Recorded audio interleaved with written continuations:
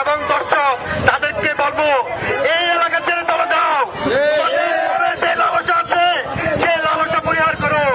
চট্টগ্রাম নগরীর ৯ নম্বর ওয়ার্ড আকবর শাহ থানাধীন বিশ্ব কলোনি এলাকায় শিশু আসিয়া সহ দেশব্যাপী ধর্ষককারীদের সর্বোচ্চ শাস্তি মৃত্যুদণ্ডের দাবিতে মোমবাতি মিছিল অনুষ্ঠিত হয়।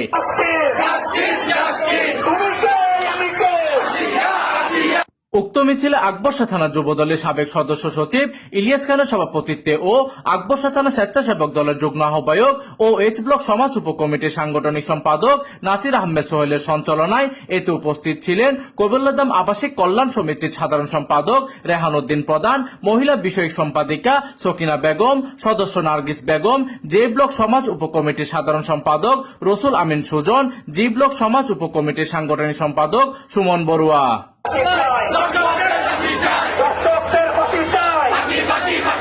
এতে আরো উপস্থিত ছিলেন যুবদল নেতা সাদ্দাম হোসেন, সাইফুল ইসলাম রনি, শাহাদাত হোসেন, নাদিম হায়দার, স্বেচ্ছাসেবক দল নেতা রিপন হোসেন, যুবদল নেতা জহিরুল ইসলাম লিটন, জুয়েল চৌধুরী সহ অন্যান্যরা।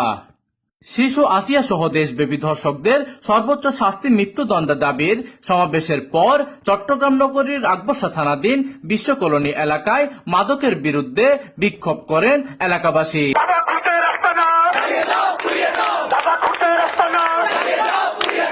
প্রতিনিধির তথ্য ও পাঠানো চিত্রে ডেস্ক নিউজ, দিগন্তের বার্তা 24, চট্টগ্রাম।